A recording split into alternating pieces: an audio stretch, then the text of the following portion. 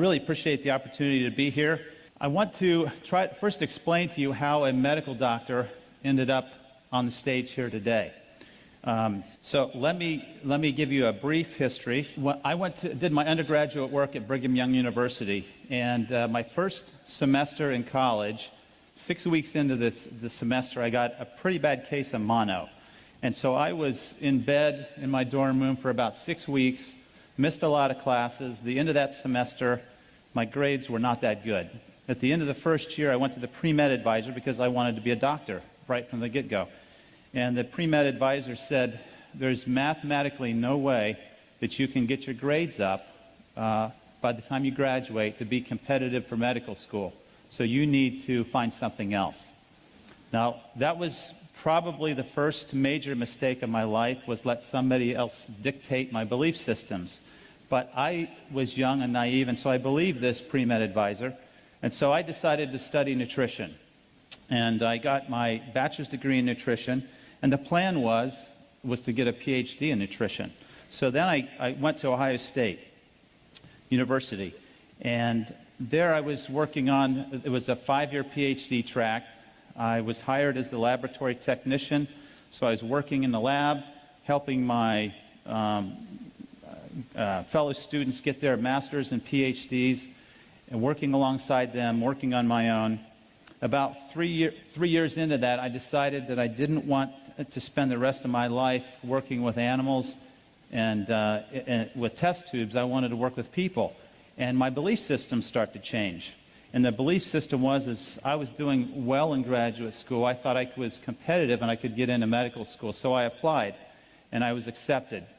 And I told them, if you'll just give me 1 more year, I'll finish my PhD research, because the coursework had all been completed. Just give me 1 more year, I'll finish the research. I'll start medical school with a PhD in nutrition. I thought that'd be a great way to start medical school. Well, the research wasn't going well. And at the end of that year, I wasn't ready. I wasn't done with my doctorate. So I asked them if they would extend me for another year, which they said, sure, we'll hold your spot for another year. Kept working on the research project that didn't work. At the end of that year, I asked for another year extension. They said, sure. So to make a long story short, the third time I asked them for permission to extend me 1 more year, they said, no, you've got a decision to make, because we're not going to keep holding this spot. You either start in 2 weeks, or we're going to give your spot to somebody else. Now, at this point, I had spent 8 years in graduate school. I had 3 children and a wife. I was starting to accumulate debt, and I was thinking, do I really want to tackle a new career? But that was my passion, and so it was a very difficult decision to walk away from 8 years of graduate research without that diploma. I had completed all the requirements for a master's degree, but again, the coursework was done. I loved nutritional biochemistry. I loved drawing the structures in the electron transport chain and the glycolytic pathway and lipid synthesis. That all made perfect sense to me. But I had to walk away from that. So I went to Ohio State to medical school. Ohio State is one of the top 10 medical schools for primary care, and I wanted to be a family doctor. So I was very fortunate to go to a good school. I was trained, like allopathic physicians, to diagnose disease and treat it with medications and surgery. So when I got my medical degree, I then completed a 3-year residency at Grant Medical Center in Columbus, and that was one of the best training facilities, in my opinion, for family practice in the country. I've delivered over 80 babies, done 70 or more circumcisions. I've taken care of critical care patients in intensive care units. I've run codes in the hospital. I felt very well trained and equipped to go out and start a family practice. So I started, now if you add this up, this is 5 years of undergraduate, 8 years of graduate, 4 years of medical school, 3 years of residency. That's 20 years after high school. And intermixed in there, I did a 2-year missionary service to Austria. So I was 40 years old before I started my career.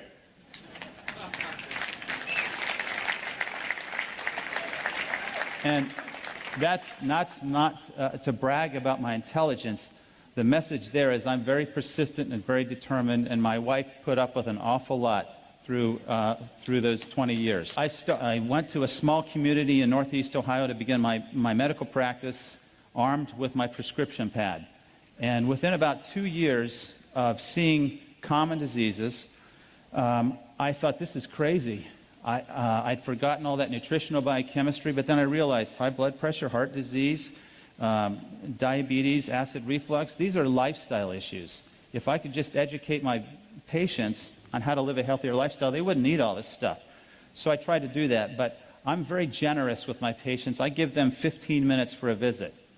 A lot of physicians only give you 7 minutes, and that's just a tragedy. So my 15-minute visit with a patient was extending into 45 and 60 minutes as I was telling them about the nutrition and the exercise physiology that I learned.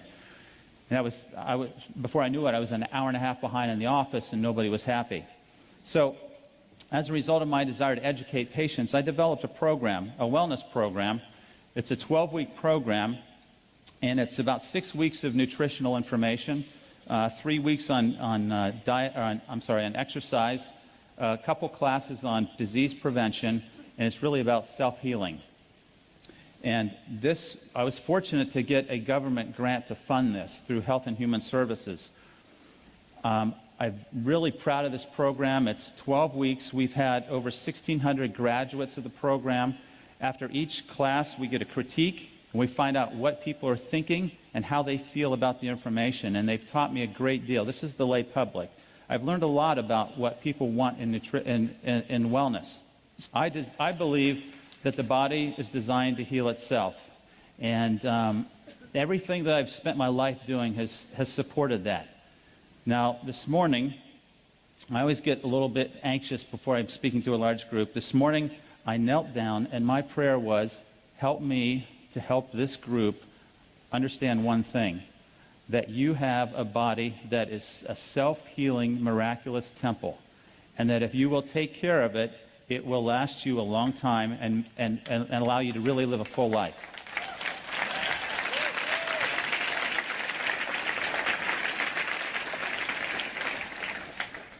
So this is what I see on a daily basis.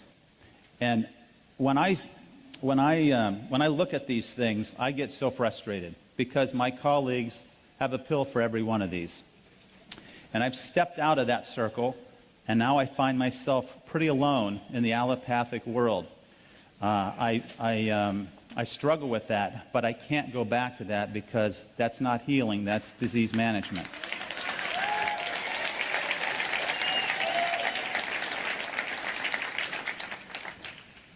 I think most of you know this. Heart disease is the leading cause of death. Cancer is number 2. You would have probably guessed one of those 2 to begin with.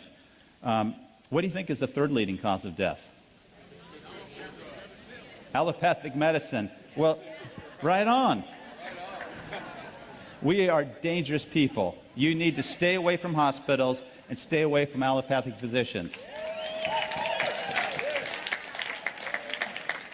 Now, I don't want to be too critical of my colleagues because they've invested a lot of time. They do save lives, but I think we've been misled, and I think it's the pharmaceutical industry that has misled us. Okay, so there's the leading causes of death. Now, if you look at how doctors and the healthcare system kills us, this is how it breaks down. Now, this is old data. This is 9 years old, most of these studies. And I can tell you that we've gone to a lot of measures to reduce these numbers. But the one number that we haven't really impacted is the adverse effects from drugs. I think as I'm in the hospital taking care of patients, and I will admit someone from a nursing home who's sick, the nurses will hear me say 3 or 4 times a week, it's a thought that comes out, what are we doing to these people? Because they're on 20, 25 medications. You take them off the medicines, they start to wake up.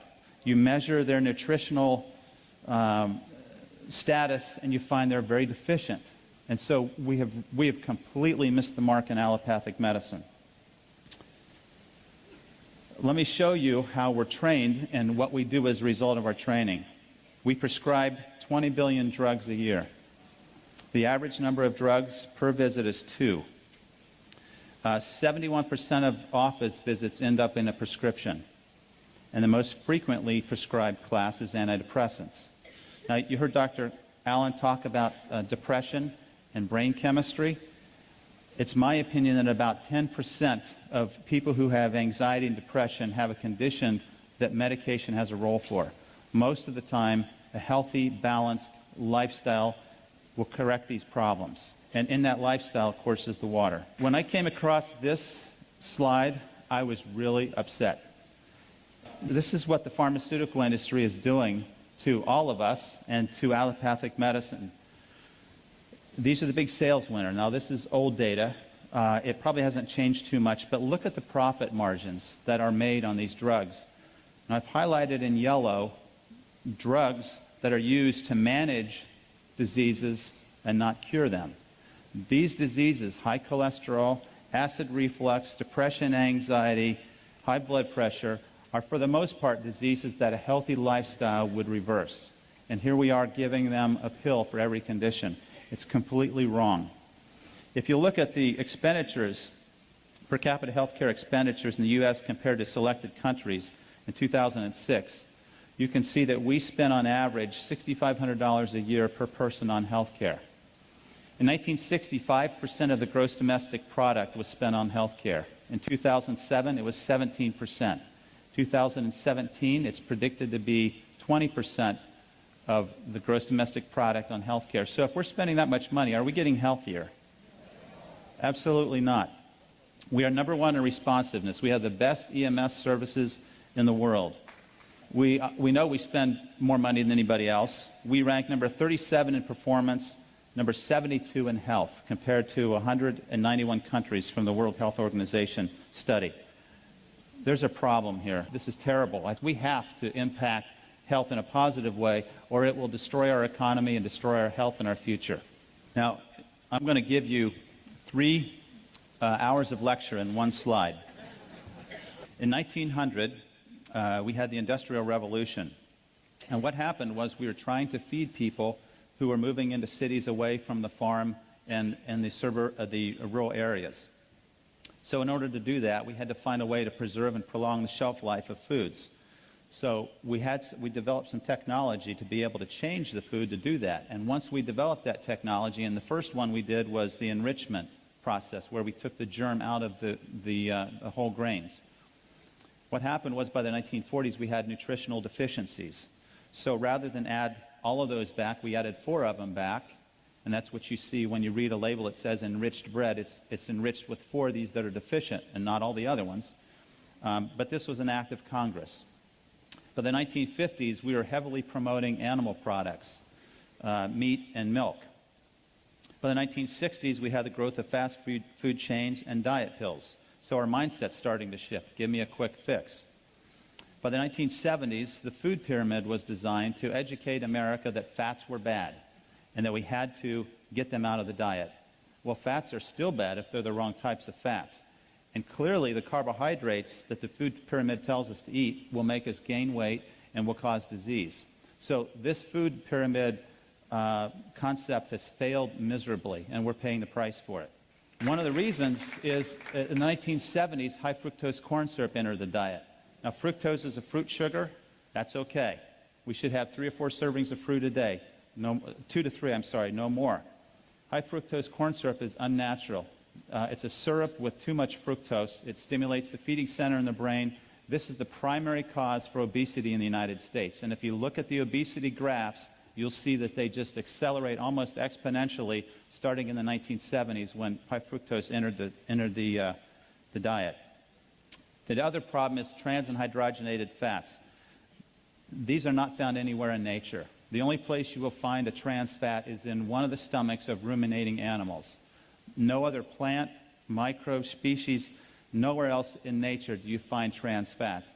And yet it's in everything we eat because it prolongs the shelf life of the foods. This is a leading cause for many cancers, diabetes, many chronic conditions. A real problem. But what's happened is food technology has forced us to change the food supply, and in my opinion, in my world at least, belief system, God has created these beautiful foods for us to eat, and we're trying to improve on what's already there, and we're failing.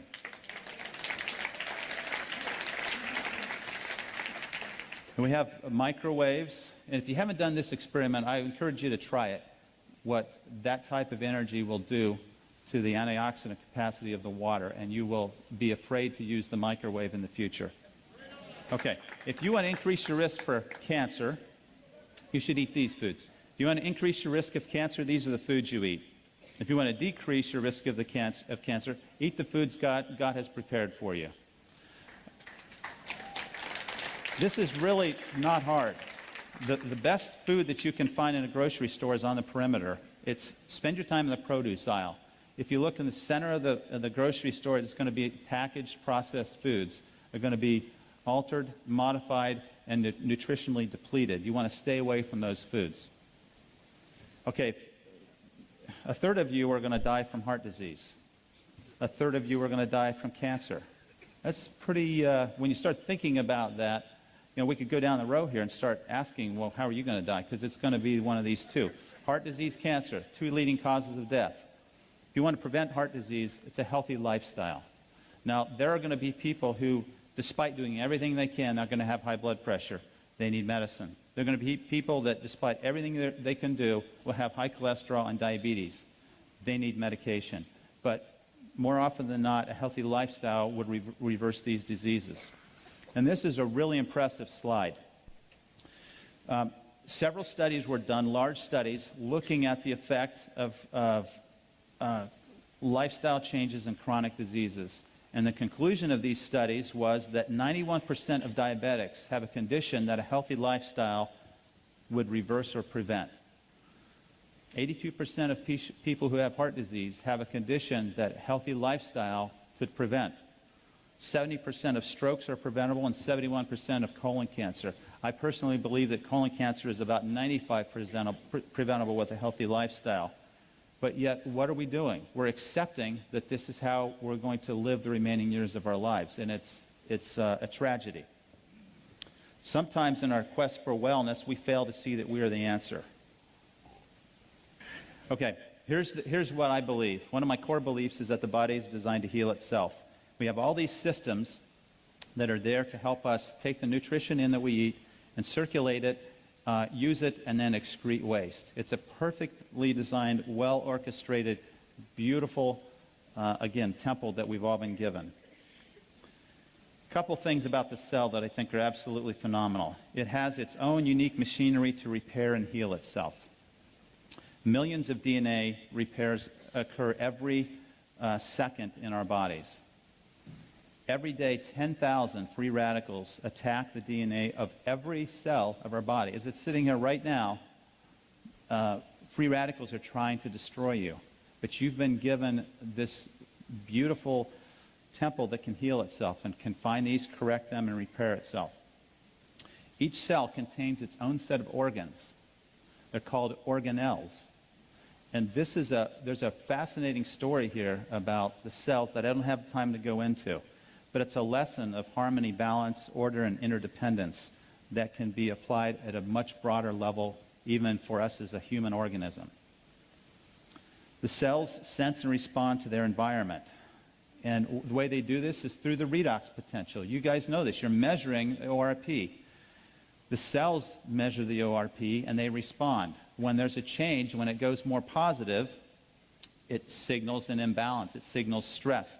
And it initiates cellular repair. The cells communicate with and warn each other. And then finally, all proteins, lipids, and nucleic acid or DNA interact with water. So certainly, it's critical that you present it with the best type of water there is, and we all know which one that is. A couple lessons from nature. I think if you go out and study nature, there's so much that we can learn. Stress and recovery is one of the lessons that nature can tell us about. We're designed to adapt to short-term stress, not chronic. So the acute inflammatory response is to help us heal. Chronic inflammation causes degeneration, aging, and diseases. We want to stay away from chronic stress. And then examples of this lesson of stress and recovery is is the Earth. I look at the Earth as a living organism. And what does it do? It revolves, it has a rest period, and it has an active period. It's very predictable. There's a day and a night. We need to learn from that lesson. We need to get enough sleep. We need to exert ourselves in the daytime and recover in the evening. Then you have, as the Earth rotates around the sun, a full rotation is a year. We have summer and winter, and there's messages there on rest and recovery. Just as important as the exercise training protocol is the recovery protocol. And knowing how much recovery time you need and how to do that is absolutely crucial. So the question is, what type of stress and recovery are we doing now helping us have healing? So if you were going to fill in the blank here, our health is threatened by one process. What would you say? Oh, I've heard it. Okay. I'm going to say it's stress. So we need to talk about that for a minute, and I'm going to try to move on. This is the definition of stress. It's an imbalance of forces. Okay, so we have two types of stress. When we have an imbalance of these forces, you will have back pain if you're imbalanced in your posture. You will have all types of dysfunction if there's too much stress. This will lead to disease and dysfunction. However, if you have a balanced lifestyle, you will have harmony with natural laws, and you will be guaranteed healing and wellness. So we need to understand what stress does to us. Now, this stress can be, we can talk about this at every level. We can talk about this at the level of an atom, of a cell, of an organ, of a human body, and also as a community. And the concepts are the same. This is mind-boggling information, in my opinion. So I want to talk about oxidative stress because that's what pertains to what we're doing with the water. It is the mechanism of disease and aging. So oxidative stress is another way of saying free radical destruction. Free radicals are unpaired, negatively charged electrons or particles. They fly around the nucleus. They move at high speeds. They steal electrons from adjoining or adjacent atoms, and when they do that, they become stable, but they create an unstable atom in the atom that's lost its electron. This propagates itself in a very rapid, chain-like event, a nuclear reaction, you could say, in the cell, until there's a vulnerable endpoint where destruction occurs. These free radicals have a very short lifespan, a trillionth of a second, but that's just enough to cause significant damage. It's like a spark from a fire. And it was proposed in 1956 that this was the root cause of aging, but we haven't really paid too much attention to free radicals until just recently. So here's an example of a free radical. You have an atom that's stealing an electron. It's now stable, but now we've created an unstable atom. And it's going to react with another atom, and it's going to propagate until it causes destruction. Now, free radicals are all around us. Normal metabolism creates free radicals. Exercise creates free radicals.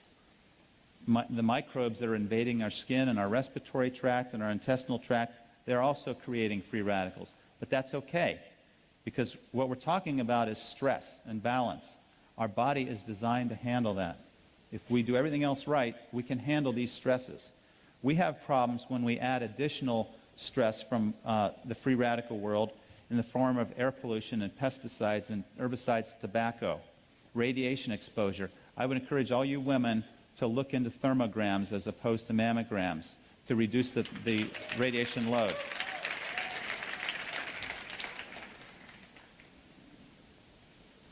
Drugs, alcohol, and medication.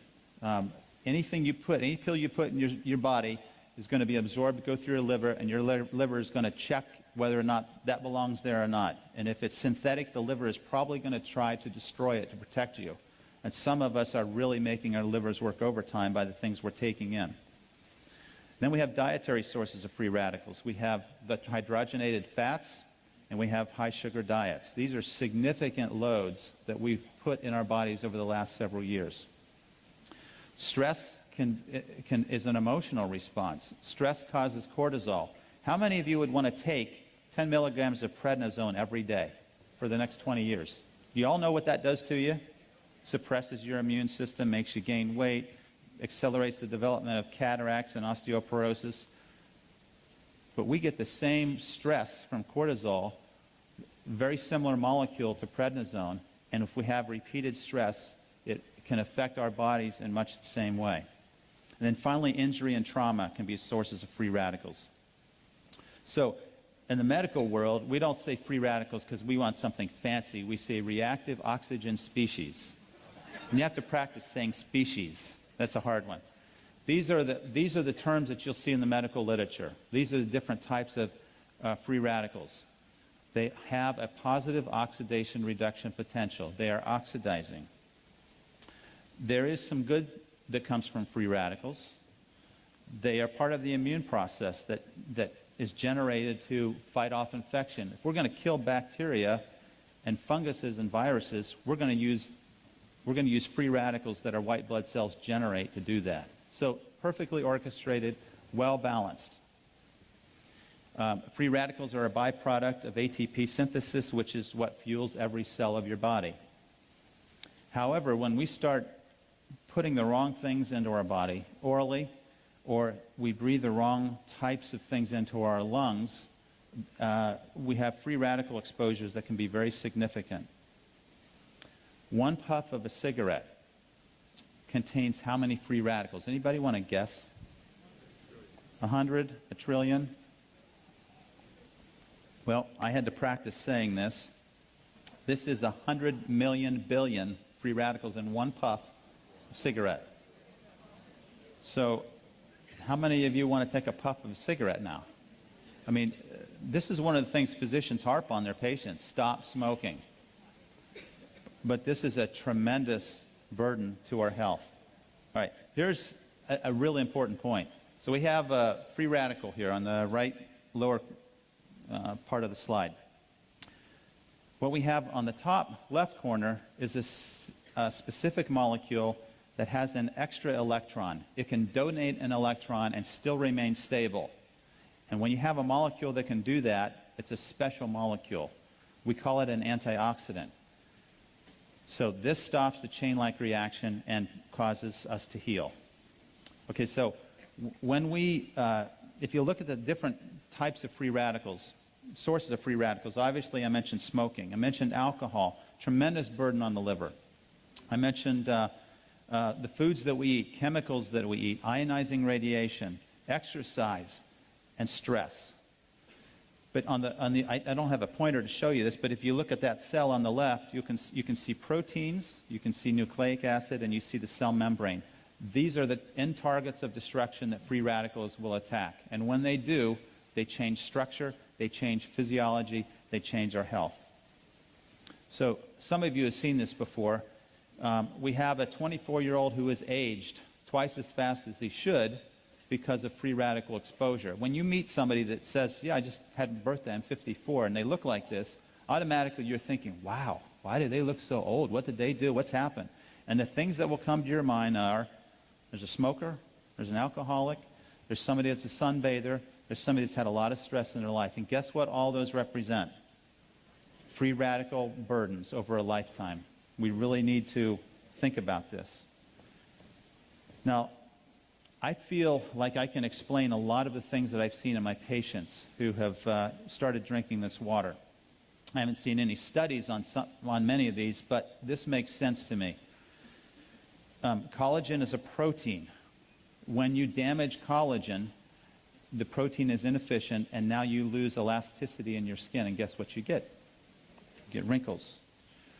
When you damage the elastin in a blood vessels stretch and contract. When you damage that protein, elastin, it won't stretch anymore. And as the blood squirts through that tiny opening, it doesn't stretch. Guess what happens to the pressure inside the artery? It goes up. So by the time you're 65, you have high blood pressure that you've never had. And you say, I don't believe I've had it, doc, because I've never had a problem with it. Well, after this many years of this type of lifestyle, you're going to have free radical destruction of that protein, and you're going to end up with hypertension. 2/3 of Americans who are senior citizens have this. When you damage the intimal lining of the arteries with free radicals, this is one of the propagating events of the atherosclerotic plaque. When you damage the DNA, you can have mutations and inefficient repair processes. You can also damage the insulin receptor, which is a protein that sits on the surface of the cell. And the insulin receptor has to bind to insulin. If it can bind to insulin, That's the trigger that opens the door for sugar to go into the cell. If that protein is oxidized, it will change its conformation and be dysfunctional. Now it can't recognize insulin, and the sugar doesn't go in the cell. We have insulin resistance. So guess what happens when you take antioxidants and, probably more importantly, use an antioxidant-rich water? Guess what can happen to diabetics who drink this faithfully? Their sugar improves, and I've seen that. Okay, so here's nature's prescription against free radical damage. We need to start with natural foods, raw foods. We need to be chewing as much as we can to activate the enzymes to start the digestive process early. All right, cellular antioxidants. This is the cool part for me, because this is all built in. We all have this when we're born. The cell membranes protect themselves with antioxidants, particularly vitamin E and beta-carotene. Outside the cell, our cells are protected in the blood system in particular with vitamin C and glutathione. These are antioxidants that protect the blood and the extracellular matrix.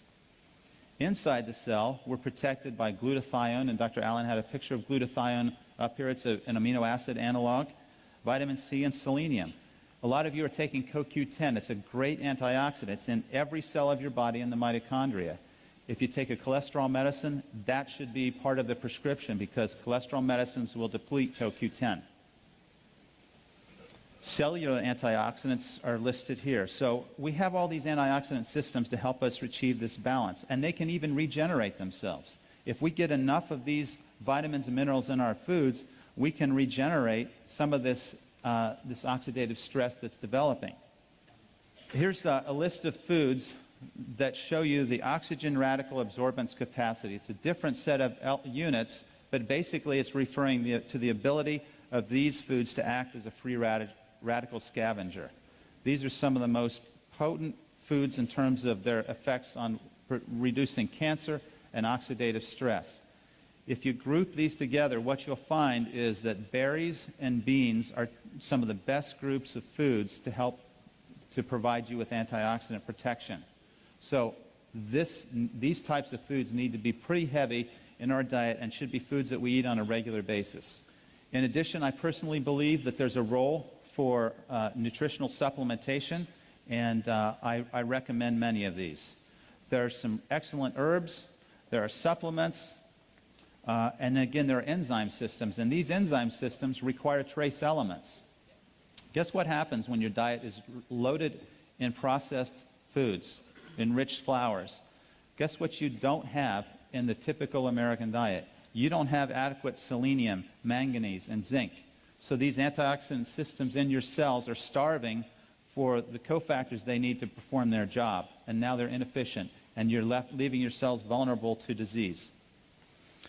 Okay, let me just briefly talk about these different levels of stress, because there is acidic stress, and that's a precursor to oxidative stress.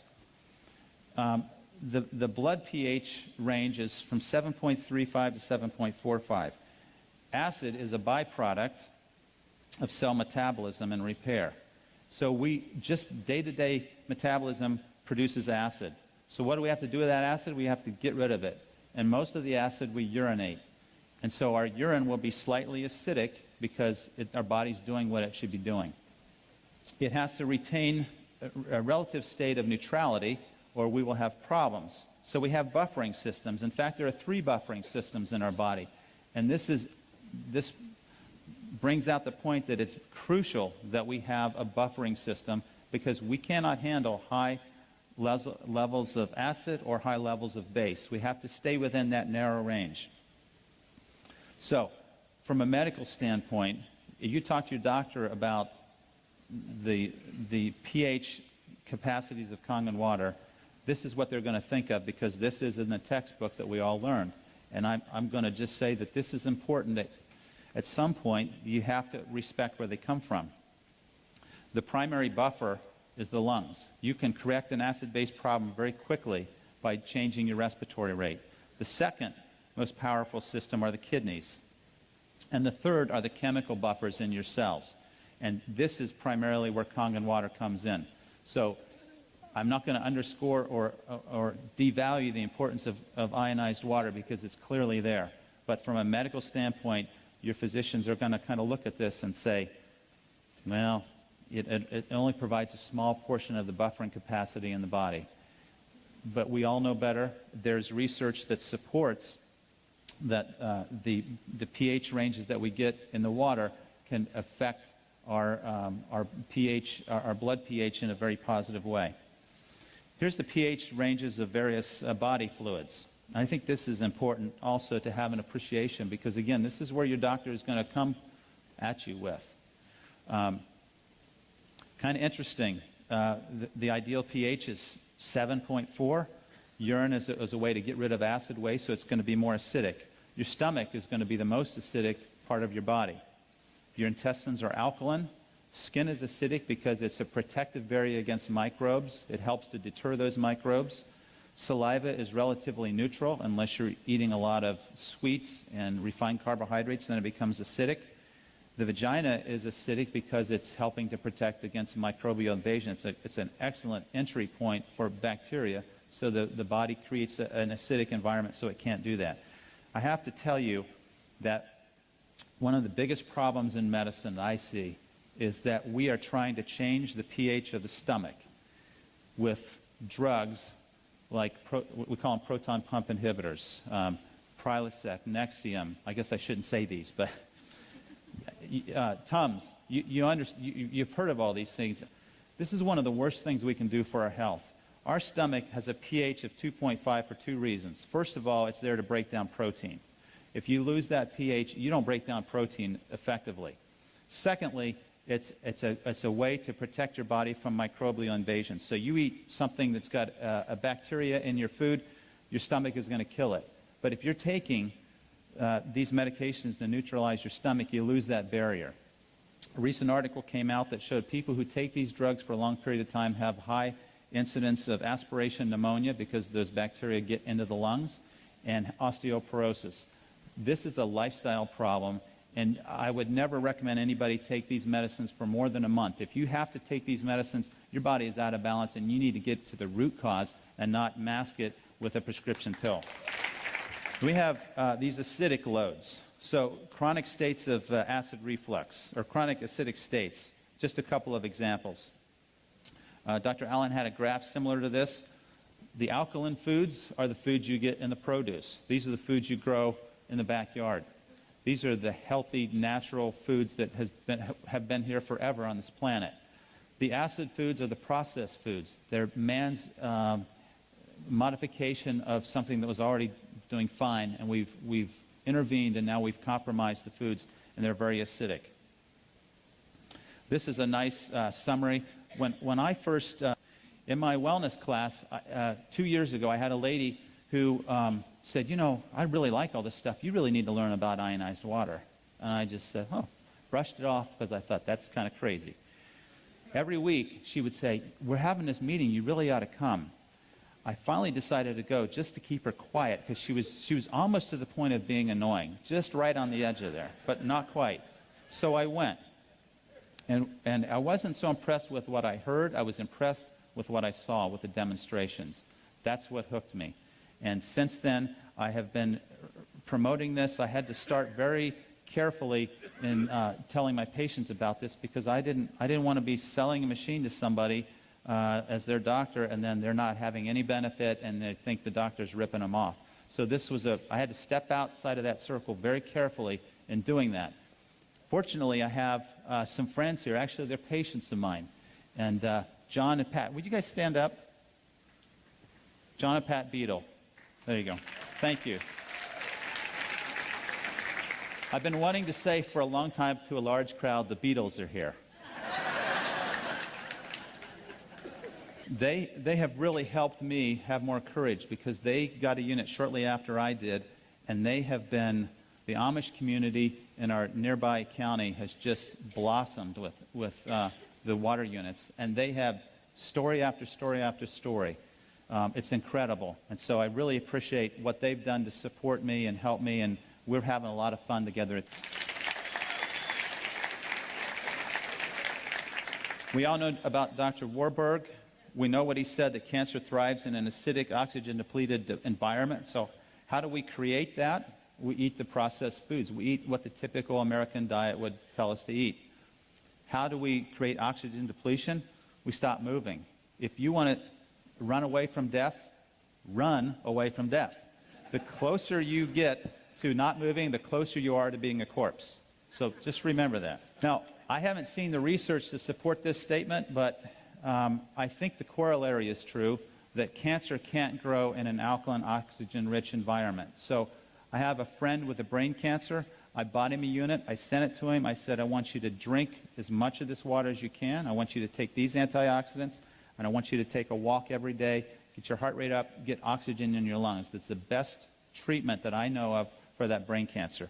And I can tell you that he's had 2 brain cancers, and his cancer has not grown in the last 2 years. So it's a phenomenal story. Okay, I'm going to just let you kind of glance at these, because now I do have to wind down pretty quickly.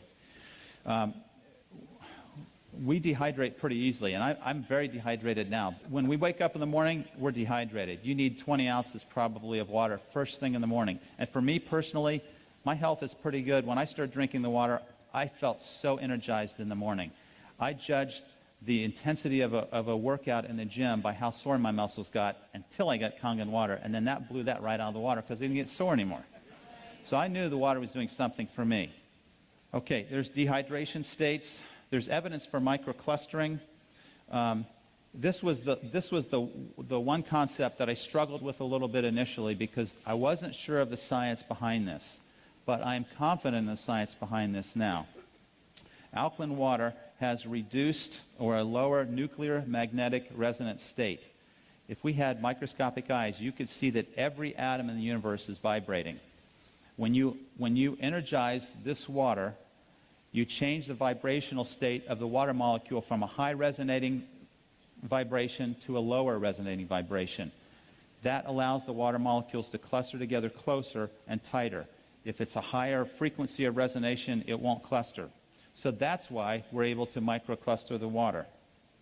Okay, so let's see. Lower surface tension, we can measure this. And again, this is reported data. So for a physician who likes to see the evidence, it's there. Here's the hexagonal or ionized water. So this is the frequency of those vibrations. A much lower frequency, the molecules can, because they're polar, they can get closer together and cluster. Okay, we all understand the chemistry. Let me just try to skip to the end here. We talk about the ORP. Okay, there's evidence of internal benefit. And I don't know if this, I think Dr. Allen alluded to this article earlier, that electron-rich water has a high pH and significant ORP, and it has been shown to protect the DNA from damage due to free radicals. Here's an article on the anti-cancer effect of water where they injected mice with melanoma cells. Melanoma is a very fast-growing cancer of the skin. They injected it into their bellies, and under their skin, they gave one group alkaline-rich water, another group tap water. The alkaline-rich water had very slow tumor growth rate and virtually no metastases. So this would be one of my first-line treatments for someone with cancer. Electrolyzed water, let me skip this one. This one talks about its ability to improve diabetes.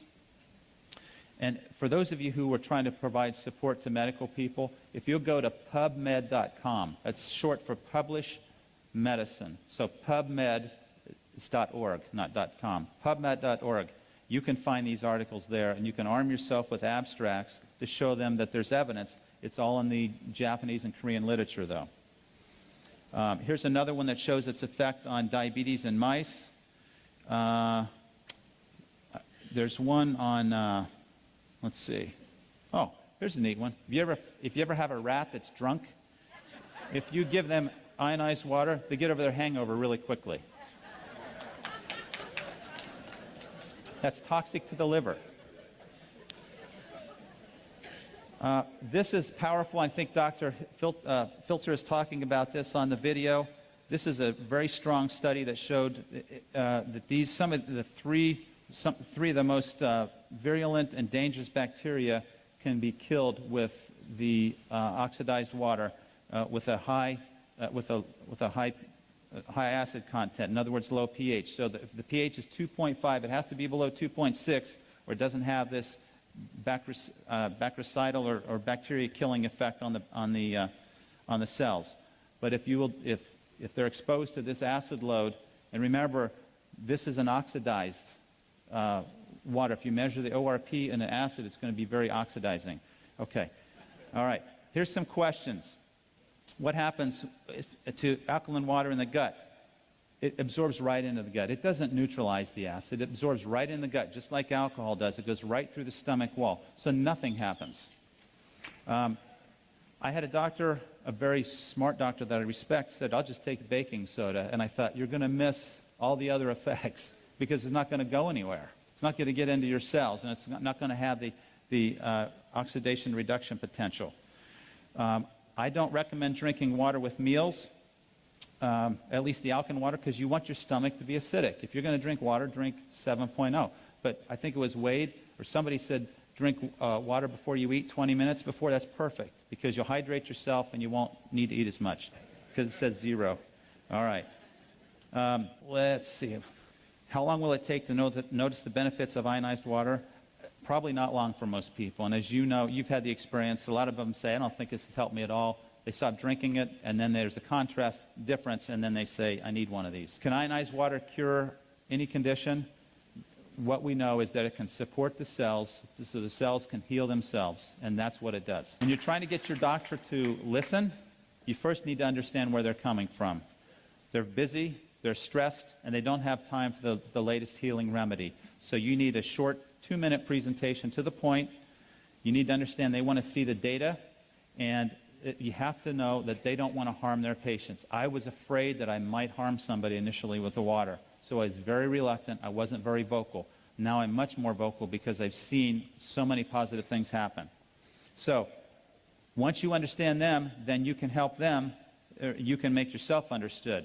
Make it brief and compelling, provide them with data, and ask them to drink the water themselves. Here's the keys to health. This is second to last slide. Believe in your body's ability to heal itself. Create a healthy mindset. It all starts in the mind. I can't tell you the power of the mind. I think we know this, but we need to be reminded of this daily. We need to manage stress. Stress is a killer. Stress will send your hormones rocketing and your blood pressure up and make you tired. It's absolutely awful. So we need to rest, relax, laugh, express gratitude, and probably the most important thing we can do is help other people, which is what you're doing. We need to move, which means exercise. We need to eat from nature's menu, which is primarily plant-based. Supplement when necessary. And the last one here is bioidentical hormones. I've done that in my practice. It's phenomenal for menopausal, perimenopausal, women with PMS and men with erectile dysfunction. This can make a big difference. But it's a lifestyle issue that got them there to begin with. So we're back to lifestyle. Finally, drink this ionized water every day. Thank you.